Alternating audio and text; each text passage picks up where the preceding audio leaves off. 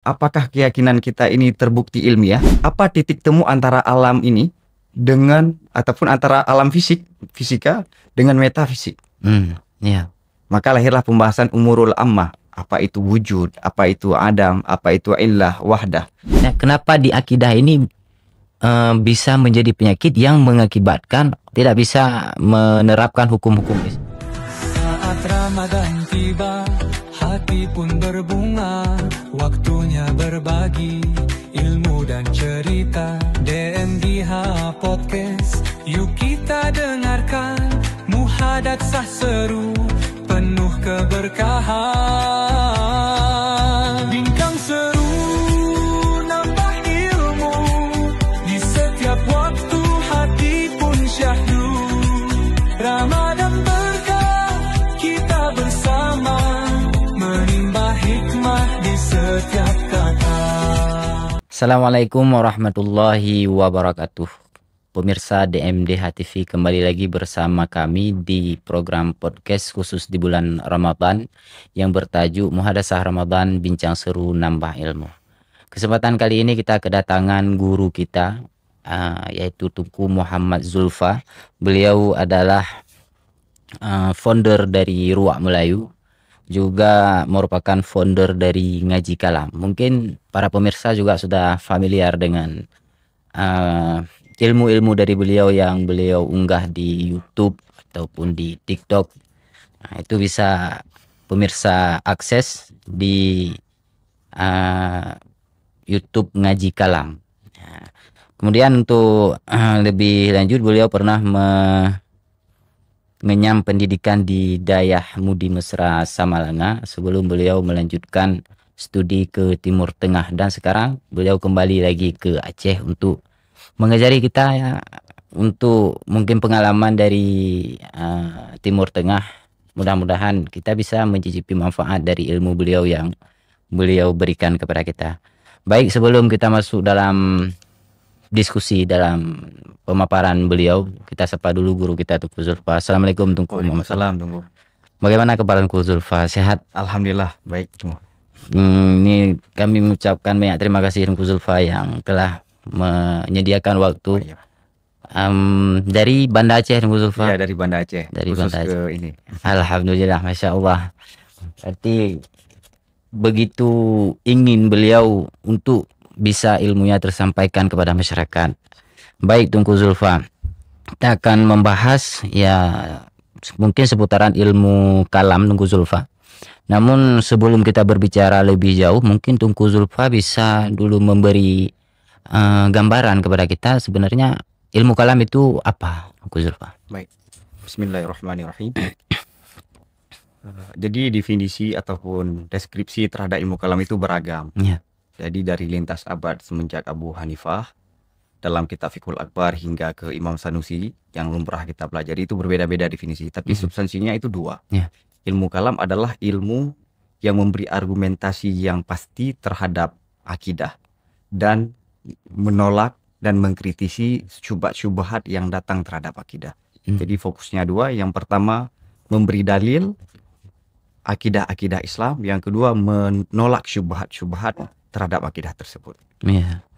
Itu ilmu kalam. Berarti itu fokus kepada dua hal tersebut ya Tunku Zulfa. Nah, Berarti ini dalam rangka mempertahankan akidah. mempertahankan akidah. Ya, ini saya lihat berarti tidak jauh berbeda dengan ilmu tauhid. Apakah ini memang satu disiplin ilmu yang sama atau ada perbedaan? Jadi kadang-kadang ilmu kalam itu dipakai dengan ilmu tauhid Ya. ataupun kadang dengan ilmu usuluddin. Hmm. Tapi ada beberapa sarjana teolog Islam membedakan antara ilmu akidah, ilmu usuluddin, dan ilmu kalam.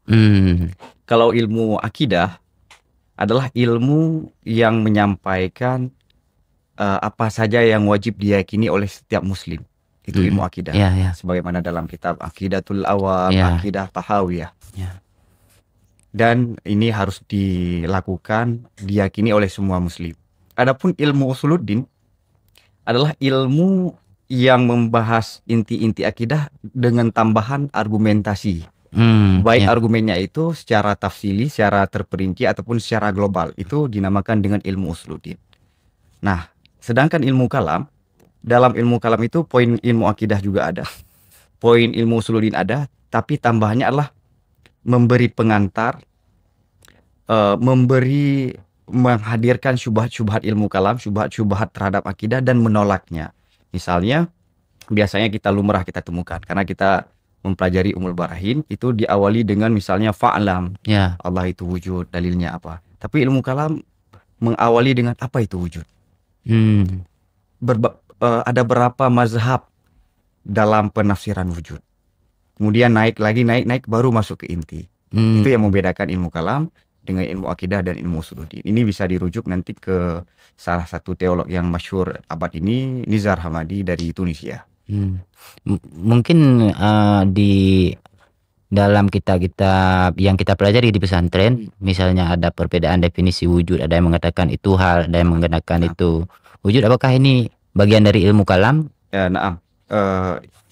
Pembahasan ilmu kalam itu kalau bisa saya gambarkan secara keseluruhan adalah pada kitab-kitab Imam Ar-Razi secara umum dan kitab-kitab Imam Al-Amidi dan madrasahnya.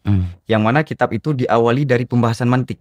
Jadi gini, akidah itu kan keyakinan yang diyakini. Ini sebelum kita masuk ke keyakinan, apakah keyakinan kita ini terbukti ilmiah? Kita awali dulu dengan pembahasan tolak ukur penentuan antara benar dan salah yang disepakati oleh semua manusia. Maka mantik dibahas pada awal kitab ilmu kalam. Yang kedua, setelah kita sepakati cara berpikir ataupun metodologi dalam menemukan kebenaran, kemudian masuk ke pembahasan makulat ataupun kategorik. Karena alam semesta ini adalah menjadi jembatan untuk kita mengenal Tuhan. Sebelum kita menjadikan alam ini sebagai jembatan untuk mengenal Tuhan, alam ini apa sih? Terdiri dari apa saja? Maka lahirlah ilmu makulat. Setelah itu, jembatan untuk menuju ke tentang Tuhan, sifat Tuhan dan kenabian. Apa titik temu antara alam ini dengan ataupun antara alam fisika dengan metafisik? Maka lahirlah pembahasan umurul ammah. Apa itu wujud, apa itu adam, apa itu illah, wahdah. Baru masuk ke inti pembahasan. Allah itu wujud, qidam, baka dan selanjutnya. Itu corak khas ilmu kalam. Sedangkan di kitab-kitab yang kita pelajari itu coraknya lebih ke ilmu usuluddin ataupun ilmu akidah. Paling di awal dibahas tentang wajib, jaid, mustahil, hukum nabar, langsung masuk. Nah, itu kalau bisa kita katakan ilmu usuluddin ataupun ilmu akidah. Berarti ilmu kalam ini sangat erat kaitannya dengan pembahasan ilmu mantik. Mantik pengantar terhadap ilmu kalam. Berarti kalau begitu tidak mungkin kita menguasai ilmu kalam kalau tidak. Benar, tepat sekali. Ya, berarti ini kunci ilmu mantik, ini kunci. Saya penasaran kenapa ini Tunku Zulfa, saya lihat di konten-konten YouTube-nya ada membahas khusus tentang ilmu kalam. Kenapa memiliki ketertarikan kepada ilmu kalam ini, Tunku Zulfa? Pertanyaan yang sangat bagus. Sebenarnya mempelajari ilmu kalam saya pribadi itu bukan ketertarikan dari pribadi, karena sebenarnya kita kan sukanya fikih, benar, daya ataupun ilmu bahasa. Tapi setelah saya melihat fenomena pemikiran-pemikiran baik disadari ataupun tidak disadari itu sangat banyak yang menyentuh akidah Islam. Saya akan menghadirkan pengalaman seorang ulama besar, diakui keilmuannya seluruh dunia, Syekh Ramadan Al-Buti. Syekh Ramadan Al-Buti menceritakan dalam kitab Mazahibut Tauhidiyah wa Falsafah Mu'asirah, buku kalam, beliau menyampaikan, saya awalnya menduga problematika di masyarakat muslim itu karena fikih. Orang tidak paham terhadap hukum. Ataupun orang-orang yang tidak punya bekal yang kuat membahas hukum dengan alasan ijtihad dan tajdid, pembaharuan. Kemudian saya menulis untuk menanggapi ini seperti Dawabitul Maslahah, Muhadarah fi Fiqhil Muqarrar, itu kitab masyhur Syekh Ramadan Al-Buti. Kemudian di kemudian hari beliau melihat rupanya problematika yang lebih dasar itu di akidah. Jadi kenapa orang berani yang tidak ada bekal menyampaikan hukum? Kenapa orang meremehkan hukum? Rupanya ada satu penyakit yang lebih dalam yang tidak nampak selama ini, yaitu akidah. Maka di akhir hayat beliau lebih, Syekh Ramadan Al-Buti memfokuskan ke ilmu kalam. Pada dasarnya basic beliau itu usul fikih dan fikih. Tapi karena melihat problematika ini, beliau mendalami ilmu kalam sehingga menulis kitab Kubra Yakiniyat Kauniyat, Naqdu Awham Jadaliyah, kritik terhadap filsafat materialisme, dialektik dan historik, kemudian mazahib Taidiyah yang saya sebutkan tadi.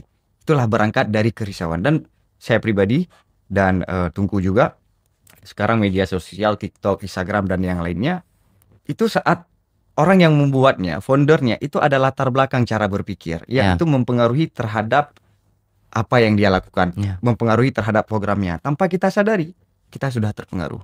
Dulu syubhatnya itu perlu ke Amerika mungkin, ataupun ke Eropa, sehingga kita terpengaruh dengan pikiran-pikiran ateis, ataupun pikiran-pikiran yang membuat kita ragu terhadap agama. Sekarang di kamar pun ada syubhat, di kampung paling pelosok pun ada syubhat. Kenapa? Ada media sosial. Maka makin ke sini, itu ilmu kalam itu adalah salah satu ilmu yang paling dibutuhkan.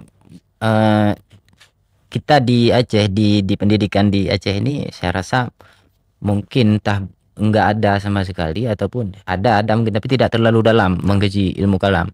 Jadi cerita Tungku Zulfa tadi bahwa Syekh Ramadan Al-Buti yang latar belakangnya adalah seorang fakih dan usuliyin, kemudian beralih ke ilmu kalam karena melihat ada penyakit di akidahnya. Mungkin Gus Zulfa bisa sedikit menjabarkan kenapa kenapa di akidah ini bisa menjadi penyakit yang mengakibatkan orang tidak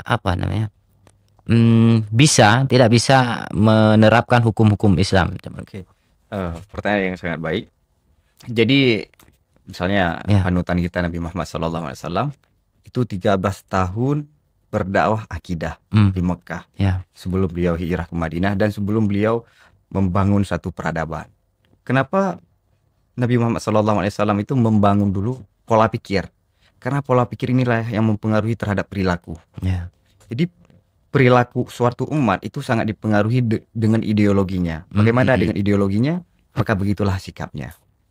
Itu salah satu alasan yang sangat penting dalam ilmu kalam. Maka buktinya dulu di Aceh, saya dengar riwayat, setiap daerah dulu itu ada mempelajari Ummul Barahin yang diterjemah dalam bahasa Jawa. Dan setiap daerah dulu tidak ada orang yang buta terhadap ilmu akidah. Tidak ada orang yang murtad walaupun kita dijajah oleh Belanda dan oleh Jepang. Tapi di kemudian setelah dunia kita modern dan kita berkecimpung dengan dunia luar, akhirnya ada anak-anak Aceh murtad, bahkan ada yang menjadi pendeta. Betul. Itu fenomena. Kenapa? Karena ada fondasi yang bermasalah. Sekarang di dunia, misalnya di dunia kampus ataupun di dunia keilmuan yang lain, akhirnya itu diabaikan. Di sekolah juga diabaikan. Diabaikan, tidak terlalu dipedulikan. Akhirnya masuk filsafat, cara-cara berpikir, ataupun kadang-kadang tanpa melabelkan dengan filsafat, orang berbicara yang emang itu sangat mempengaruhi terhadap pikiran. Nah, di Aceh alhamdulillah hampir seluruh daya itu mempelajari ilmu akidah dengan dalil-dalilnya. Ilmu kalam ada sebagian juga yang mempelajari, cuma tidak terlalu mendalami karena tidak membutuhkan. Mungkin kalau orang tinggal di suatu tempat yang banyak syubhatnya, itu lebih sangat membutuhkan. Untuk di Aceh nggak terlalu. Tapi untuk sekarang, jadi sekarang nggak ada namanya pusat dan nggak pusat. Dimanapun kita itu sama saja. Nah, itu berarti sama-sama sekarang butuh terhadap ilmu kalam. Baik, Tungku Zulfa. Mungkin Tungku Zulfa bisa sedikit, karena tadi Tungku Zulfa mengaitkan bahwa ilmu kalam ini sangat erat kaitannya dengan ilmu mantik, sehingga tidak mungkin mempelajari ilmu kalam apabila tidak mempelajari ilmu mantik. Namun di dalam kitab misalnya Ummul Barahin itu di awal-awal kitab musannif pengarangnya menekankan bahwa kita harus bukan menjauhi tapi lebih hati-hati terhadap pembahasan akidah yang dicampur adukan dengan hujah-hujah yang untuk menolak filsafat. Ini bagaimana pandangan Tungku Zulfa? Ini sangat menarik. Sangat menarik ini. Ini termasuk pertanyaan yang saya tunggu. Imam Sanusi Ummul Barahin menyampaikan melarang kitab Mawaqif karya Abdul Al-Inji, Maqasid karya Taftazani, Tawali karya Imam Baidawi. Beliau melarang lil mubtadi. Permulaan tidak boleh. Buktinya Imam Sanusi sendiri meringkas kitab mawakif. Jadi mawakif itu ada ringkasan namanya Mukhtasar Kalami yang ditulis juga oleh Abduddin Al-Iji, pengarang kitab mawakif. Disyarah, dikomentari, ditulis syarah oleh Imam As-Sanusi. Sehingga standar kitab beliau itu seperti kitab yang beliau larang itu. Iya. Jadi kalau emang itu bermasalah nggak, kenapa beliau menulisnya? Iya. Rupanya itu adalah untuk ilmu. Tadi pada dasarnya orang harus menguasai akidah. Itu yang diperlukan oleh semua orang. Tapi hanya orang khusus yang wajib mempelajarinya. Jadi Imam Sanusi menegaskan ini ilmu yang ada dalam Ummul Barahin itu untuk semuanya loh. Tapi untuk ini nggak boleh. Makanya Imam Ghazali dalam kitab Al-Iqtisad fil I'tiqad menyampaikan ilmu kalam bukan fardu ain tapi fardu kifayah. Berarti larangan Imam As-Sanusi dalam Ummul Barahin itu bukan bersifat tidak boleh sama sekali, tapi hanya kepada orang-orang yang mungkin ya baru belajar tentang benar. akidah. Namun untuk yang ingin mempelajari lebih lanjut, apalagi kita dalam kalangan orang-orang yang selalu melontar syubhat, ini sangat perlu Tungku Zulfa. Baik, Tungku Zulfa, kemudian ilmu mantik ini tadi menjadi kunci bagi ilmu kalam.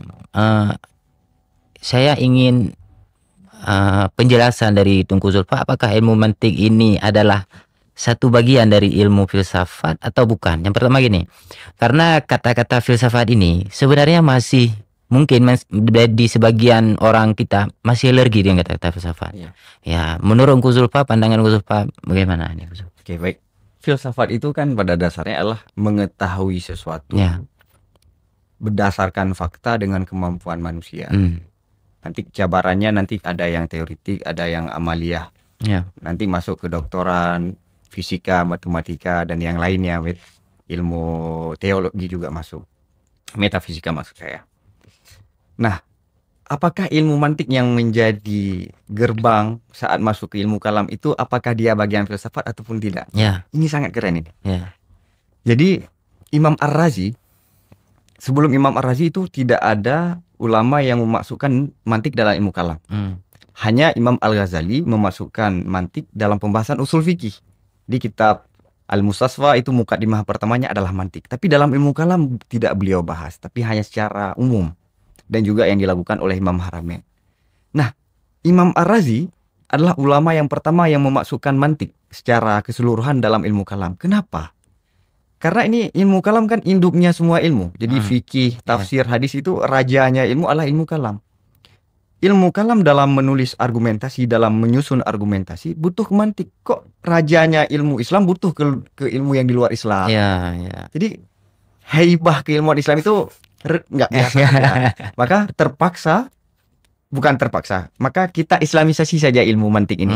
Maka disampaikan oleh seperti Taftazani dan beberapa ulama yang lain, ilmu mantik setelah abad ke-7 itu bukan lagi ilmu filsafat, tapi ilmu Islam. Dia adalah ilmu bagian daripada ilmu kalam. Ya, karena alasan itu. Jangan sampai ilmu Islam itu, apalagi ilmu kalam yang induknya semua ilmu, membutuhkan ke ilmu yang di luar Islam. Dia harus dipisah. Supaya grade ilmu Islam ini harus tinggi, tidak membutuhkan kepada ilmu yang bukan Islam ya. Baik, Tungku Zulfa. Kemudian ilmu mantik ini tentu alat utamanya adalah akal. Kemudian Islam ini memandang akal ini di mana? Apakah ini emang satu-satunya neraca untuk menentukan ataupun bukan? Karena tadi ilmu kalam, ilmu yang membahas tentang akidah saja membutuhkan kepada ilmu mantik. Mantik ini ya utamanya adalah akal. Berarti apakah Islam ini terlalu mengagung-agungkan akal ataupun memang ini sebagai sarana saja, berarti bukan alat utama? Baik. Pertama, Islam sangat menyambut, sangat mengapresiasi fungsi akal. Buktinya dalam ayat afala ya'qilun. Betul. Banyak ayat-ayat yang menekankan manusia itu harus memfungsikan akalnya. Cuman Islam memposisikan akal di tempatnya. Karena ini membicarakan metafisik yang tidak bisa diraih dengan panca indera, tidak bisa diraih dengan alternatif yang lain. Hanya satu-satunya yang bisa diraih oleh manusia adalah dengan akal. Dengan panduan nakal, dengan panduan Al-Quran dan hadis. Begitu. Jadi metodologi untuk menemukan suatu ilmu sebagaimana yang disampaikan oleh An-Nasafi dalam kitab Aqaidah Safiyah ada 3, panca indera, akal, dan informasi, kabar mutawatir ataupun kabar yang disampaikan oleh Nabi. Di isi panca indera itu pada porsinya. Sesuatu yang tidak bisa didapatkan panca indera bagaimana untuk mengaksesnya. Yang kedua, akal. Ada beberapa perkara, ada beberapa objek yang tidak bisa didapatkan dengan panca indera. Tuhan tidak berbentuk, bagaimana kita bisa melihatnya. Yang ketiga, dengan kabar. Misalnya seperti hari akhirat, surga dan neraka, itu fungsinya kabar. Kabar Nabi ataupun kabar mutawatir yang kita dapatkan dalam Al-Quran. Maka Al-Quran tidak mendewakan, ataupun agama kita tidak mendewakan akal dalam semua aspek. Tapi ada aspek-aspek tertentu di situ akal berfungsinya, di aspek yang lain kabar, di aspek yang lain mungkin panca indera. Berarti akal ini adalah salah satu sarana untuk mendapatkan kebenaran ya. Baik Tengku Zulfa. Mungkin Tengku Zulfa di antara kita setelah mendengar podcast ini tentunya banyak yang tertarik dengan ilmu kalam. Insyaallah semua. Jadi untuk mencegah ataupun pegangan kita, bagaimana kita mengenal ataupun apa ciri-ciri ilmu kalam yang memang tidak masanya tidak sesat mungkin, ataupun menjadi pegangan Ahlussunnah wal Jamaah, siapa misalnya tokohnya Tengku Zulfa ataupun ciri-cirinya yang bisa menjadi pegangan kita Tengku Zulfa? Ini bagus pertanyaannya. Ilmu kalam itu bisa kita deteksinya melalui karya-karya para ulama.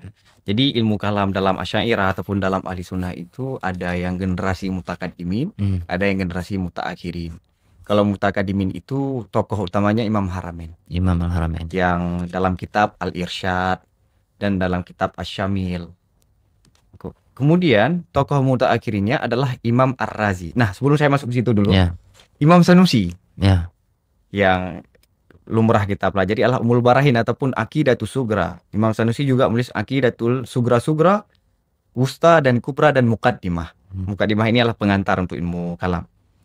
Imam Sanusi itu rujukan utamanya adalah Al-Irsyad, Imam Haramain. Jadi madrasah Imam Sanusi ataupun pola Imam Sanusi itu mengikuti Imam Haramain. Mengikuti mutakaddimin walaupun beliau berada di era mutaakhirin. Setelah Imam Haramain ada perubahan yang dilakukan oleh Imam Ar-Razi dan Imam Al-Amidi yang biasanya dalam ilmu kalam qalal imam berpendapat. Ya, maksudnya adalah Imam Ar-Razi. Imam Ar-Razi membuat terobosan yang berbeda dari generasi sebelumnya yang dikenal dengan yang tadi saya bilang, coraknya dimulai dengan mantik, kemudian makulat, kemudian umurul ammah, baru masuk ke inti pembahasan. Itu corak mutaakhirin dan semuanya adalah mu'tabarah. Buktinya Imam Sanusi dalam Syarah Kubra, dalam Syarah Wusta itu mengutip pendapat Taftazani dalam kitab yang beliau larang di Ummul Barahin. Dan begitu juga Mawaqif.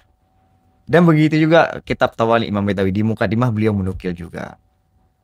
Nah, jadi ada 2 madrasah dan semuanya itu sudah tahan banting ya, sudah diperiksa oleh ulama lintas abad dan kita itu sudah menjadi rujukan. Kalau mutakaddimin berarti Al-Irsyad karya Imam Haramain, Abi Bakar Al-Baqilani, Qadhi Abi Bakar Al-Baqilani, yang ketiga Imam Ghazali. Sedangkan mutaakhirin Ar-Razi, Al-Amidi, yang madrasah keduanya itu kalau bisa saya sampaikan dalam kitab Mawaqif karya Alauddin Inji, Maqasid Taftazani, Tawali karya Imam Al-Baidawi.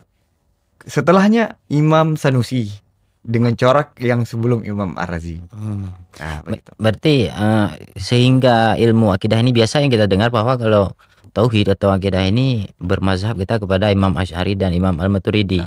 Tapi dari penjabaran tadi tidak mendengar nama Imam Asy'ari atau Imam Al-Maturidi. Ini posisi Imam Asy'ari dan Imam Al-Maturidi ini di mana Tengku Zulfa? Jadi ini persis seperti Syafi'i dengan Syafi'iyah. Jadi yang meletak dasar kaidah mazhab, peletakan batu pertamanya Imam Syafi'i dikembangkan oleh ashabnya. Betul.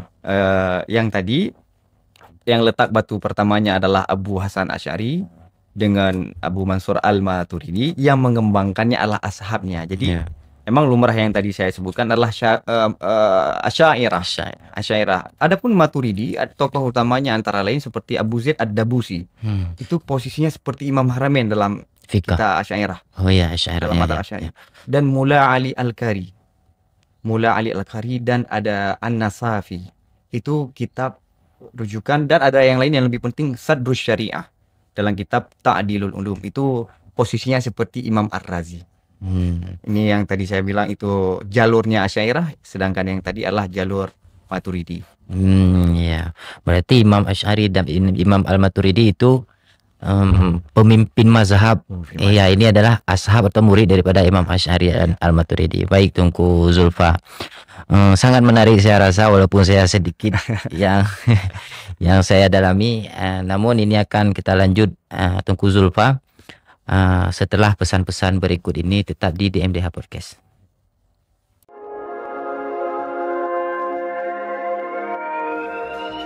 Siap-siap ketagihan, King Fried Chicken hadir dengan ayam sup renyah, bumbu spesial dan kelezatan yang bikin lagi.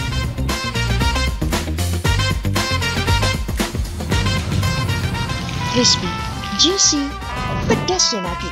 Harga pas, rasa kelas juara. Yuk cobain sekarang. King Fried Chicken, Raja Ayam Goreng, Raja Rasa.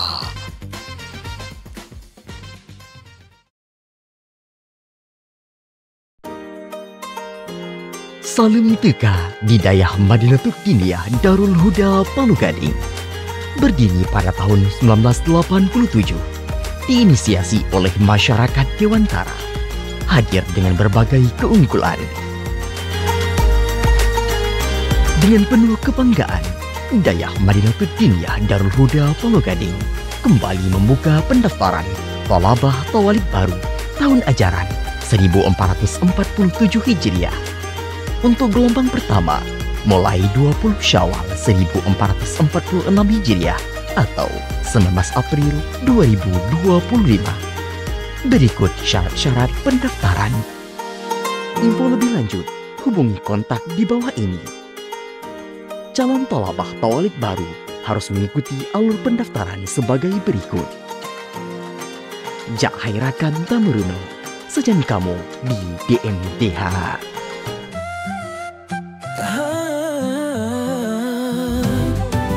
Wahai saudara, so syurga, tamita ilmu serta beramal, demba otke setia bersama, bincang seru, nambah ilmu.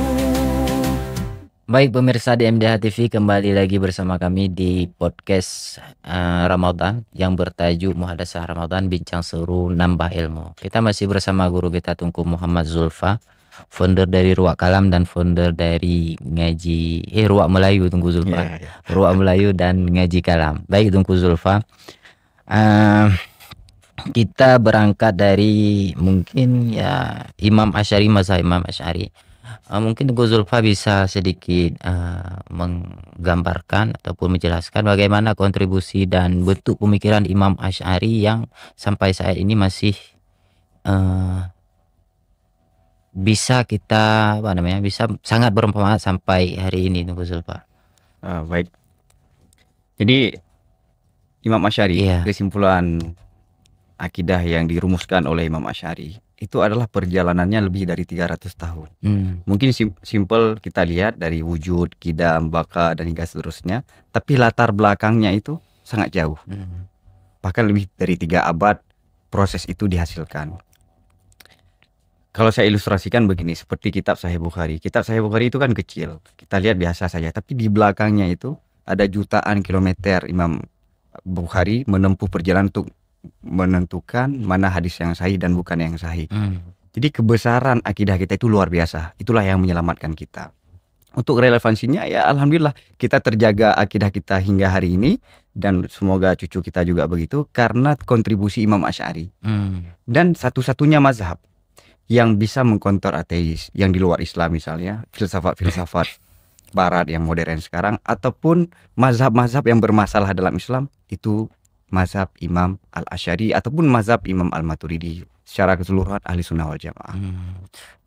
Kalau sekarang ada misalnya pluralisme atau sekularisme, itu bagaimana ilmu kalam bisa mengcounter ahli sunnah wal jamaah agar tidak terpengaruh dengan sekularisme ini atau pluralisme ini? Jadi pluralisme itu kalau diartikan semua agama sama, Ya. nah itu bermasalah. Ya. Ini tergantung dulu apa definisi daripada pluralisme. Apakah pluralisme itu hidup berdampingan dalam bersosial sebagaimana kita di Indonesia, masyarakat yang bernegara sama-sama dalam satu Bhinneka Tunggal Ika.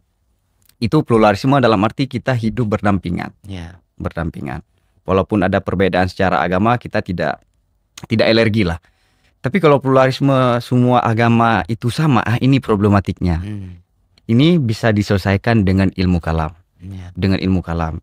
Mungkin di antara lain yang sangat bagus seperti yang ditulis oleh Ahmad Mamduh, beliau ada menulis kitab kritik terhadap pluralisme. Itu sangat bagus, seorang mufti di Kairo. Kemudian ada Syekh Sami An-Nasyar, beliau juga menulis kitab untuk mengkritisi ateis dan pluralisme dan juga sangat bagus. Jadi ilmu kalam itu adalah ilmu yang bisa menanggapi hal ini. Adapun sekularisme, ini jangkauannya lebih luas. Mungkin ranahnya nanti usul fikih. Ya. Ranahnya usul fikih ataupun hukum Allah yang disampaikan oleh Nabi. Apakah itu hanya berkaitan dengan spiritual ataupun yang berkaitan hanya di ruang musala ataupun hatta berdengara dan dalam kehidupan selainnya. Nah, ini bisa dibantah dengan usul fikih juga dan dengan juga ilmu kalam. Iya. Ilmu kalam ini sebenarnya Tunggu Zulfa, apakah berpengaruh? Apakah hanya berpengaruh dengan keimanan dan keyakinan kita, atau bisa berpengaruh juga kepada efek dari aktivitas kita sehari-hari? Sangat mempengaruhi. Karena sebagaimana yang tadi saya sampaikan, aktivitas itu diawali dengan pemikiran ataupun dengan ideologi. Iya, ya, betul. Ideologi itu sangat menentukan perilaku seorang manusia. Iya, betul. Nah, yang ditinggalkan oleh Imam Asy'ari ini, apakah menurut pandangan Tunggu Zulfa masih sangat relevan dengan zaman modern ini atau sangat relevan? Sangat relevan. Karena misalnya misalnya filsafat materialisme, dialektik, historik, dan wujudiyah, dan mazhab-mazhab yang bertebaran sekarang, komunisme, sosialisme, itu banyak. Ini bisa dibongkar kesesatannya adalah dengan ilmu kalam. Mungkin insya Allah di pertemuan yang lain kita akan membahasnya dalam subtema yang secara khusus, bagaimana ilmu kalam itu terkhusus Asy'ariyah bisa membantah pemikiran-pemikiran modern sekarang yang bermasalah. Tapi secara keseluruhannya, ya ilmu kalam itu luar biasa dan mampu menjawab tantangan-tantangan ini. Karena apa? Karena begini, jadi ilmu itu ada yang terikat dengan satu budaya, ada terikat dengan suatu zaman, ada ilmu yang tidak terikat dengan waktu dan tempat. Ya. Ilmu kalam kan membahas tentang Tuhan, membahas tentang Nabi dan tentang malaikat. Yang ini lintas zaman dan lintas waktu. Tuhannya Nabi Adam adalah Tuhan kita. Ya. Makna wahyu dan makna Nabi, malaikat dulu dengan sekarang masih sama. Jadi inti yang dibahas dalam ilmu kalam itu tidak terikat dengan tempat dan waktu. Jadi selalu relevan. Tapi kalau ilmu yang terikat dengan waktu dan tempat, mungkin beda waktu, beda tempat, beda manfaatnya, dan ya mungkin bisa saja tidak relevan lagi di suatu zaman. Ya mungkin begini, kadang ada aliran ataupun pemikiran yang dulu tidak terbackup dengan pemikiran Imam Asy'ari yang sekarang mungkin sudah muncul. Nah, ini apakah bisa dipastikan dengan ilmu kalam ini atau pemikiran-pemikiran Imam Asy'ari ini akan membackup sesuatu yang mungkin sekarang belum muncul dan akan muncul? Ya. Secara usulnya Imam Asy'ari sudah memberi jawaban. Ya. Dan dikembangkan oleh para madrasahnya ataupun para muridnya. Misalnya kita lihat di zaman dahulu, Imam Asy'ari mungkin tidak terlalu berseberangan dengan falasifah. Lebih banyak ke Mu'tazilah, Jabariyah, dan yang lainnya. Tapi ini yang mengembangkan siapa? Imam Ar-Razi. Jadi syubhat di era Imam Ar-Razi sudah berbeda dengan syubhat era Imam Asy'ari. Ya. Jawabannya sudah ada, tapi bagaimana mengcounternya. Jadi Imam Ar-Razi ada menulis kitab I'tikad al-Firaq ataupun keyakinan-keyakinan kelompok-kelompok dalam Islam. Itu beliau rumuskan dan beliau kritik. Dan dalam kitab-kitab ilmu kalam Imam Ar-Razi juga begitu. Landasannya sudah dibangun oleh Imam Asy'ari, tapi dikembangkan oleh para muridnya. Zaman sekarang antara lain seperti Syekh Ramadan Al-Buti yang sebagaimana yang saya sebutkan tadi dalam kitab Mazahibut Tauhidiyah. Kemudian ada Syekh Mustafa Sabri, beliau menulis kitab Mauqiful Akal wal Ilmi. Itu mengkonter pemikiran seperti Immanuel Kant dan Russell dan banyak tokoh-tokoh filsafat modern. Dan Syekh Sa'id Fudah. Syekh Sa'id Fudah sangat banyak menulis kitab dan mengkonter pemikiran-pemikiran sekarang dengan argumen mazhab Asy'ari. Mungkin kalau kita flashback ke belakang, seberapa jauh perkembangan ilmu kalam ini sudah berkembang, karena perkembangannya ini berarti karena ada ismu-ismu yang baru kan. Berarti seberapa jauh pergeseran atau perkembangan ilmu kalam dari masa Imam Asy'ari sampai sudah masa sekarang. Sebelum runtuh Khilafah Utsmani, itu ilmu kalam sangat berkembang. Ya. Secara khusus di Turki, di beberapa negara Arab seperti Mesir itu sangat berkembang. Setelah runtuh Khilafah Utsmani, itu ilmu kalam mendapat serangan dari luar dan dari dalam. Yang dari dalam, dari internal Islam, misalnya pergerakan Salafiyah dan pergerakan modernis yang meremehkan ilmu kalam. Misalnya kaum-kaum Salafi mengatakan ilmu kalam itu haram dengan argumen-argumen, data-data dari beberapa salaf. Kemudian dari orang-orang modernis misalnya seperti Ahmad Amin dalam kitab Bahal Islam dan beberapa tokoh yang lain itu merendahkan juga ilmu kalam. Karena ilmu kalam itu asik dengan akal saja. Barat sudah maju. Itu serangan dari dalam. Serangan dari luar itu dari filsafat-filsafat modern dan filsafat-filsafat barat yang sedang berkembang. Anak-anak ataupun pelajar-pelajar muslim itu lebih tertarik mempelajari pemikiran-pemikiran yang di luar Islam daripada pemikiran-pemikiran dalam Islam. Maka setelah runtuh Khilafah Utsmani, keilmuan perkembangan ilmu kalam itu merucut, tidak berkembang. Ini berbeda dengan di Iran. Syiah, di lingkungan Syiah itu ilmu kalam masih berkembang. Kenapa? Karena tidak ada faktor internal. Kan dalam ahli sunnah kan orang Salafi mendakwa juga ahli sunnah. Iya. Ini Salafi maksudnya bukan dia Salafi, ya kan? Tapi Salafi ada bahasa kan. Bukan Salafi Bukan, Dayah. iya bukan Salafi Dayah, tapi Salafi yang bukan Ahlussunnah wal Jamaah. Wahabi lah. Wahabi ya. Kagak regro. Iya, iya. Di dalam Syiah kan nggak ada sekte yang emang tekstual yang anti dengan rasional, itu nggak ada. Maka dalam Syiah berkembang. Dalam Islam karena ada serangan dari internal dan dari eksternal, maka perkembangan ilmu kalam itu merucut. Baik, Tunggu Zulfa. Tadi di antara hal yang mungkin perlu kita pelajari sebelum mempelajari ilmu kalam, ada Tunggu Zulfa tadi mengatakan perlu kepada ilmu Makulat. Iya, ilmu makulat. Yang mana di pesantren-pesantren saya rasa ini sudah pudar nih ilmu makulat ini. Mungkin sebelum kita melanjutkan juga sebagai motivasi untuk belajar ilmu makulat di pesantren-pesantren ini, mungkin Gus Zulfa bisa sedikit mencerahkan sebenarnya ilmu makulat itu tentang apa, Gus Zulfa? Sebelum saya menjawab ini, saya ingin melanjutkan yang tadi bahwa saat ilmu kalam ada serangan dari internal dan eksternal, maka ilmu-ilmu yang berkaitan dengan ilmu kalam, mantik, makulat, adab bahas itu juga menurun minatnya. Kenapa? Karena dia terhubung selama ini difungsikan menjadi alat bantu untuk ilmu kalam. Betul. Ilmu kalam diremehkan, malah diharamkan, direndahkan, maka ilmu-ilmu yang berkaitannya juga. Betul. Nah, ilmu makulat itu adalah kita manusia tidak bisa mengkategorikan, tidak bisa mendeteksi semua benda yang ada di alam semesta. Bahkan jangan alam semesta, di dunia saja, apa saja itu pun kita tidak mampu. Namun kita bisa merumuskan dengan gambaran umum, dengan dengan titik temu, ataupun dalam bahasa yang tadi makulat ataupun ilmu kategori, kita bisa mendeteksi semua alam semesta itu dalam rumusan 10, misalnya itu versi falasifah. Kalau dalam kitab Mutakalimin cuma hanya 4.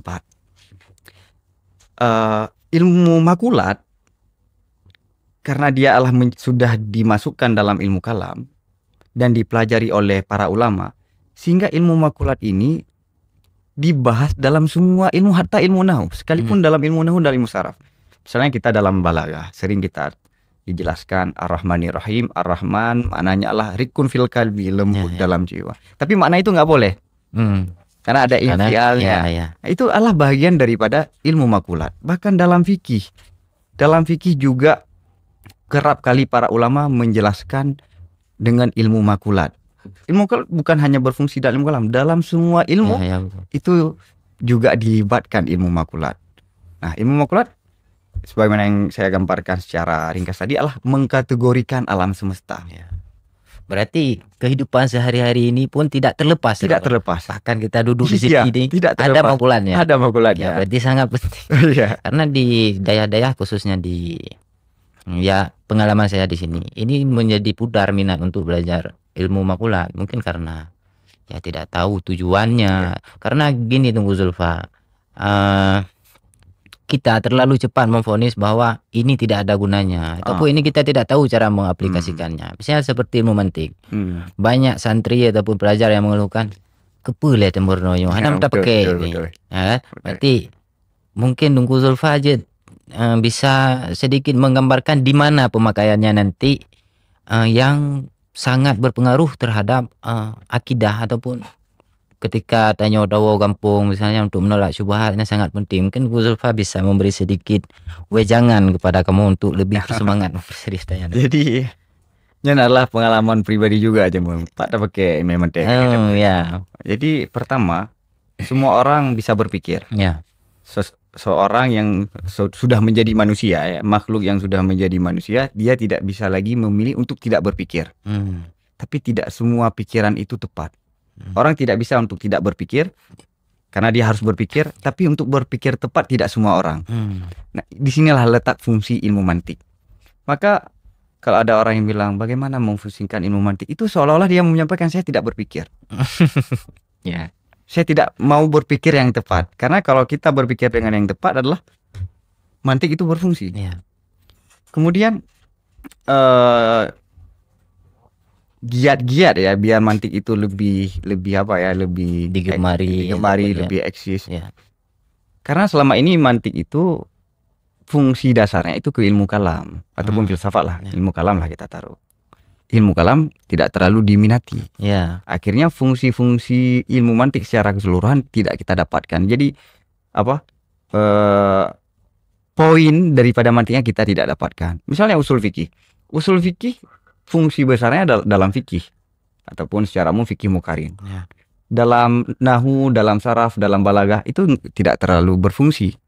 Jadi fungsi mantik pada dasarnya itu dalam ilmu kalam dan filsafat ini, kedua ini tidak dipelajari ataupun kurang diminati. Tapi pada umumnya ilmu mantik itu adalah ilmu yang dibutuhkan oleh semua manusia, kata Imam Ghazali. Atas nama dia berstatus dengan manusia, maka ilmu mantik dipelajari. Bahkan kata Imam Ghazali dalam kitab Qistasul Mustaqim, saya mengatakan, kata Ghazali, mantik ini bukan dibutuhkan oleh ilmu agama, hatta ilmu umum. Sekalipun ilmu umum itu butuh juga mantik. Kita misalnya mau beli satu kendaraan, kita pasti sudah ada deskripsi, definisi apa itu kendaraan. Itulah mantik. Ya kan? Kemudian kendaraan itu bisa membawa saya ke suatu tempat. Itu adalah tasdik. Nah, jadi mungkin ini perlu lebih ke peran gurunya bagaimana memfungsikan ilmu mantik. Jadi selama ini mantik itu hanya sekedar pada sebagian tempat hanya sekedar diajarkan teorinya, ditulis di papan dan disuruh hafal. Padahal yang lebih penting adalah mempraktekkan. Di barat saya dengar itu di sekolah-sekolah umum, tingkat SMP itu sudah diajar critical thinking, cara berpikir kritis. Bahkan pekerjaan jobs yang paling diminati sekarang itu adalah critical thinking, karena jarang orang yang begitu.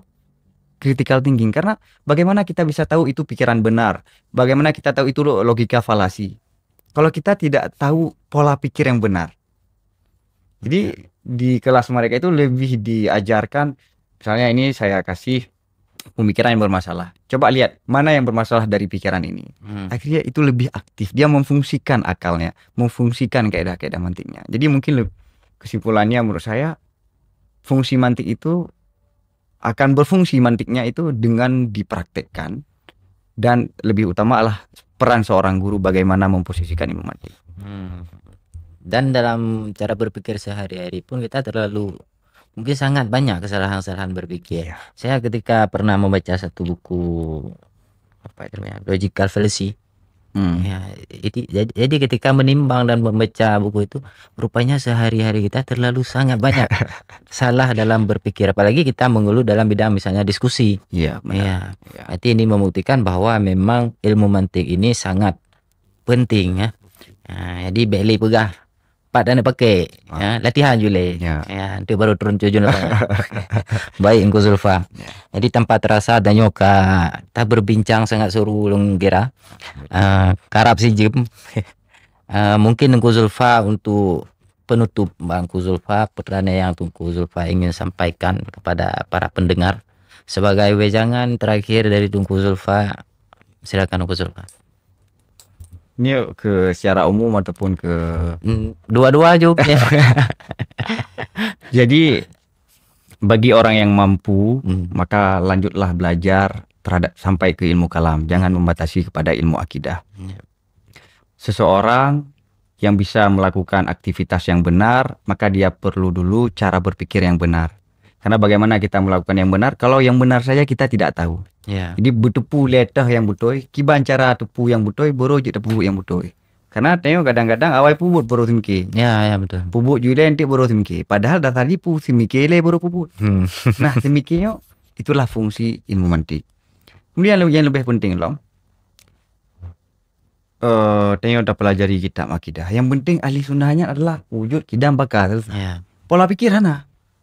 Sehingga kita baca buku-buku barat, kita baca buku-buku filsafat ataupun ada modernis ini, menakjubkan. Ada dikrit, hai long ahli sunnah, long cum jaro gure, ziarah ataupun namulut, yang kasih untuk menjadi seorang ahli sunnah wal jamaah. Dengan naga fajemen etika 20 yang kasih modal sunnah. Tapi bentuk pola pikir dengan akidah itu yang lebih penting. Karena bagaimana zaman Nabi bentuk para sahabat yang dengan sahabat ini mampu menaklukkan dunia, yang Islam bisa tersebar ke timur dan ke barat. Spirit dasarnya bukan peng. Spirit dasarnya adalah anak modal sapu yang bisa didapat, bahkan meninggal. Hai syahid. Tapi modal dasarnya apa? Pola pikir lagi bentuk di Nabi. Jadi hal yang paling besar yang didik oleh Nabi terhadap para sahabat lah ideologi pola pikir lah. Ya karena ideologi yang mantap, maka hana batasan otek lakukan. Maksudnya terakhir karena lumbi kemarin contoh mana, dia sering dalam bud sampaikan bu ikhlas. Kibanya dah tak bu ikhlas. Tuh. Untuk tak menghasilkan ikhlasnya, kepulih pegang. Belajarlah sehingga kamu jadi presiden. Belajarlah sehingga kamu dapat uang 10 miliar misalnya. Kan lebih semangat ya kan? Nah, pembangis. Nah, Haji, luar biasa rahasia Haji. Belajar karena ikhlas ataupun karena Tuhan. Itu belajar tanpa ada batas. Kalau kita belajar karena tanpa ada batas, maka semangat kita tidak ada batas dan apa yang akan kita raih juga tidak ada batas. Tapi belajar karena 10 miliar, ini ada batasan. Maji lagi dalam Islam Imam Bukhari geja tiftud dunia, Imam Ahmad saya mengelilingi dunia 2 kali untuk mencari hadis. Ikan le orang orientalis itu hal yang mustahil. Gak mungkin ada orang yang mampu melakukan begitu. Karena sekarang aja riset pihak Eropa untuk dilakukan. Gimana cara jemur lagi ya? Karena landasannya adalah ikhlas terhadap Tuhan. Bahkan sampai lagi enggak ketui Tuhan. Ideologi juga akidah gue enggak. Sehingga pergerakan kopnya bukan karena termotivasi yang rendah, tapi motivasi adalah sosok yang tidak ada batasan itu Tuhan. Nah, makanya long ajak untuk meningkatkan akidah dan meningkatkan pengetahuan akidah. Dan yang lebih penting long, kan cuma akidah yang perlu ada tepu, pemikiran-pemikiran yang bermasalah. Karena dengan tepu masalah sehingga tanya bisa terhindari. Ada tepu yang betul itu, yang telah ada tepu. Akhirnya terjebak dengan yang telah. Jadi selain tepu yang betul, depu yang telah untuk terhindari daripada yang salah. Bukan berarti untuk pupuk yang salah. Betul. Nggak pernah hukum haram zina kau untuk pupuk zina. Kau untuk Pindah dari. Baik Tungku Zulfa. Berarti insyaallah kamu nyoka tercerahkan betul-betul kan, walaupun sebenarnya perlu bimbingan dom dari Tungku Zulfa. Dan kepada pemirsa nyomnya memang ingin diperdalam ilmu kalam ataupun pembahasan tentang mantik atau ilmu makulah, bisa anda kunjungi YouTube Tungku Zulfa. Lo kali lo ikuti Tungku Zulfa. Terima kasih banyak Tungku. Ya, kamu terima kasih Pak Ron. Alhamdulillah kan undang kamu. Mungkin di lain waktunya itu neluangkan materi. Insyaallah. Baik Tungku Zulfa. Pemirsa DMDH TV, mungkin kita padai perjumpaan kita dan diskusi kita dengan Tungku Zulfa. Mungkin di lain waktu kita akan mengundang kembali beliau untuk memberi lebih banyak ilmu kepada kita di lain waktu. Dan kami sampaikan kepada pemirsa DMDH TV, kita akan kembali besok malam dengan narasumber yang berbeda dan dengan tema yang lebih menarik dan berbeda juga. Tetap setia bersama kami di DMDH Podcast. Assalamualaikum warahmatullahi wabarakatuh. Waalaikumsalam warahmatullahi wabarakatuh.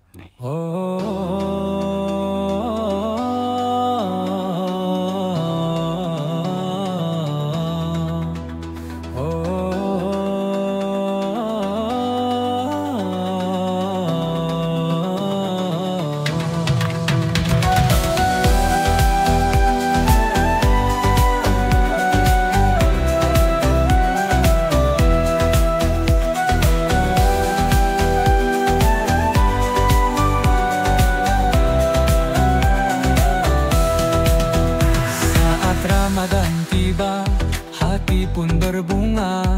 Waktunya berbagi ilmu dan cerita. DMDH Podcast, yuk kita dengarkan. Muhadatsah seru, penuh keberkahan.